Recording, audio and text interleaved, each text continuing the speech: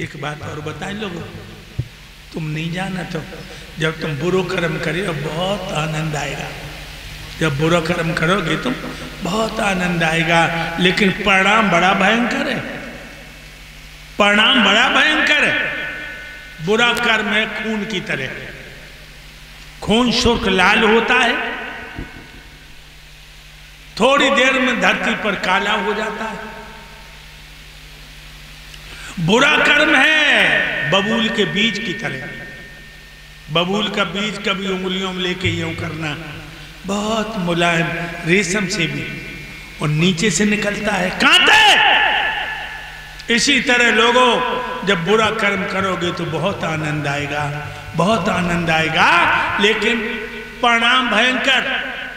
कुंती बड़ी खुश है कि मेरे 5 बेटों ने दुश्मन का नाश कर दिया, और गंधारण दुर्योधन की मां और पिता धृतराष्ट्र एक कमरा में बैठे हैं, 100 के 100 मर गए।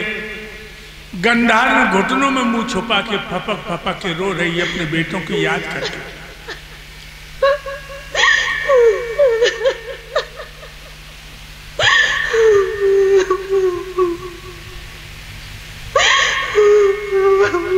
तब तक कानों में पश्चाप सुनाई दी, मानो कोई कमरे की तरफ आ रहा है। गंधारण बोली, हिचकी रुक गई।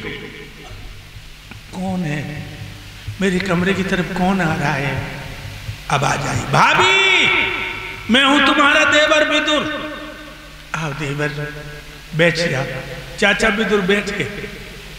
भाभी बोली, देवर हमें एक बात बताओ, हमारे 100 पुत्रों में से सब मरी है, कोई जिंदा भी है? चाचा विदुर बोले, भाभी 99 की लाशें समाप्त हो गई।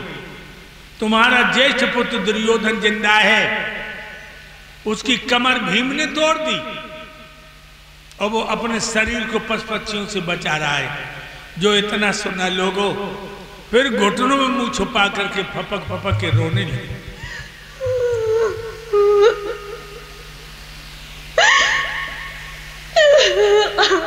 क्यों रो रही हो भाभी? कोई लाभ नहीं रोने से। हिचकी रुक गई और कहने लगी, गंधारण देवर विदुर, पहले दिन युद्ध का शुभारंभ हुआ। 5 पांडवों ने कुंती के पैर छुए कि मां मुझे आशीर्वाद दो, मैं दुश्मनों से विजय पाके आऊं। तो कुंती ने कहा, विजयीमान भव, तुम्हारी विजय हो। और दुर्योधन हथियार बांध के आया, मेरे पैर छू के बोला कि मां मुझे आशीर्वाद दो, मैं दुश्मनों से विजय पाके आऊं। तो मैंने कहा, बेटा दुर्योधन, बाहर के दुश्मन से लड़ने जाता, मैं तुझे आशीर्वाद देती, लेकिन तू तो अपने भोले भाइयों को मारने जा रहा है, पांडवों को।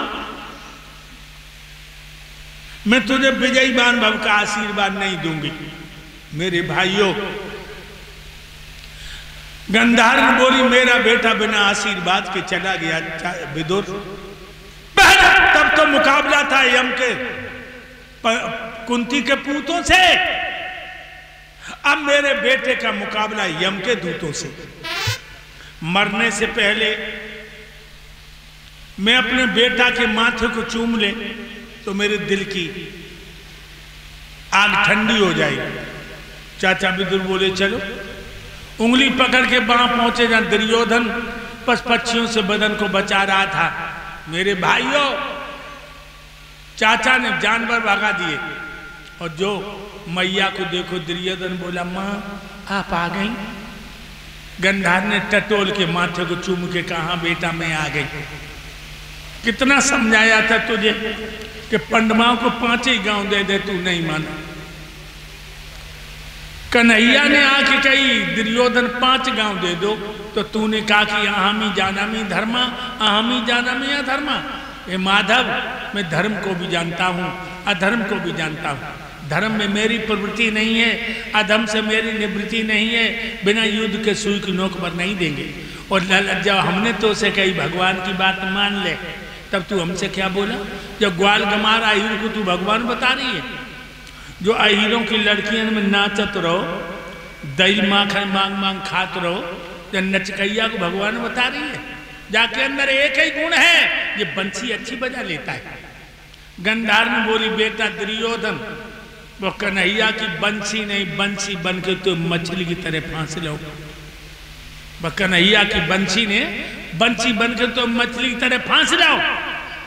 मेरे भाइयों, दुर्योधन मैया के पैर पकड़ के रोने लगा, कहने लगा माँ तुम सही कह रही हो, मेरा धर्म था मैं धर्मराज की आज्ञा का पालन करता, मेरा धर्म था मैं धर्म की सेवा करता, लेकिन मेरी संगत ने मेरा विनाश कर दिया। समझो लोगों, कभी गलत संगत मत करना।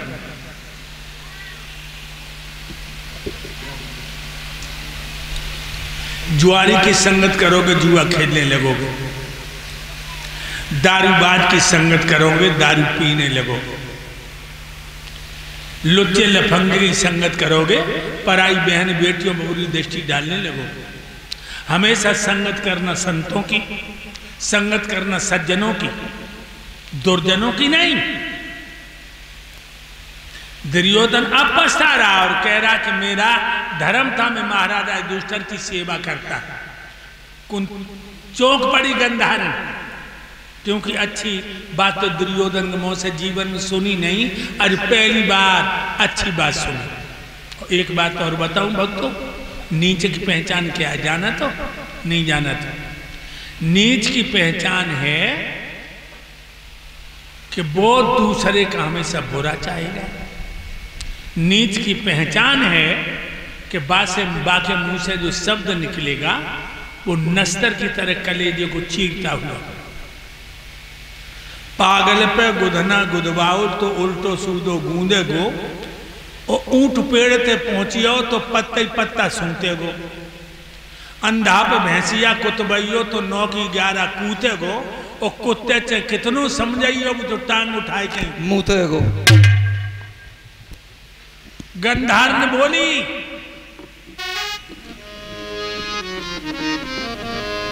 बेटा बोल। हाँ गुरुदेव। क्या बोली? क्या बोली? आई तो याद धर्म की अंत समय पर आई, और यही याद पहले जो आ जाती होती नहीं लड़ाई। अरे यही याद पहले जो आ जाती होती नहीं लड़ाई, यही याद पहले जो आ जाती होती नहीं लड़ाई। अरे आई तो याद धर्म की हो,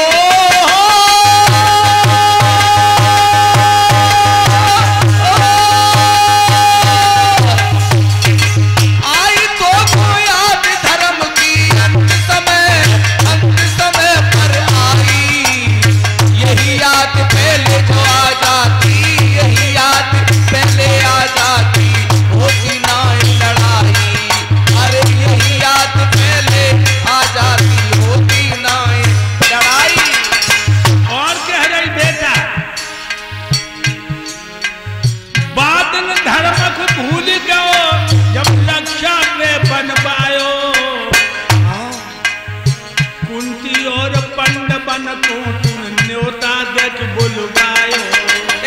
कुंती और पंडवन को तुम न्योता दे बुलवाओ। कुंती और पंडवन को तुम न्योता दे बुलवाओ। फूंक दिए तूने महला अपने, बाद में जश्न मनाओ। और दुर्योधन नीच कर्ण ने दो को नहीं समझाओ। अरे ओ दुर्योधन नीच बात ना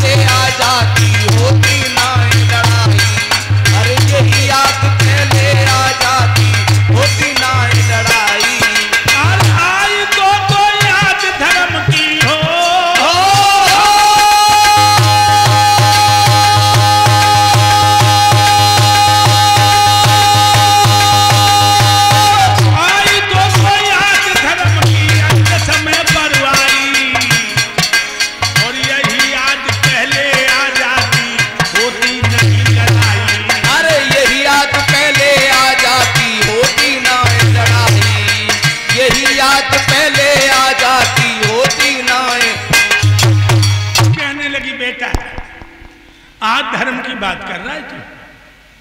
बात दिन की याद कर, वहां तिसबाजी के मसाले का महल बनवाया और कुंती सेंत पांडवों को लेटा के अंगारा फेंकवा दिया। वो तो विदुर की कृपा थी जो गुप्त सुरंग बनवा दिया था, नहीं तो इनकी हड्डियां भी नहीं मिलती। आज तू धर्म की बात कर रहा है। और कहने लगी बादन धर्म को भूल गयो, जब कपट को जुआ रचायो, वो छल के फांसे फेंक पंड बन बन बन में भटकायो। छल के फांसे फेंक पंड बन बन बन में भटकायो। छल के फांसे फेंक पंड बन बन बन में भटकाओ। नारी द्रौपदी को दुशासन भरी सभा में लाओ,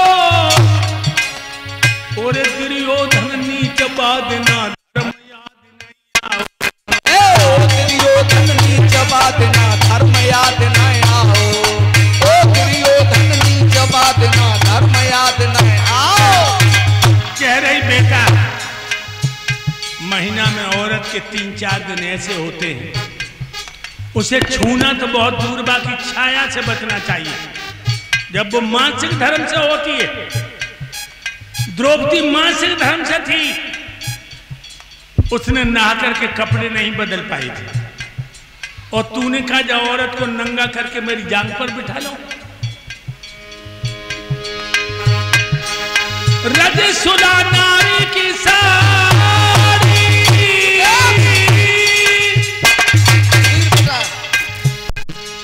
रज सुधा नारी की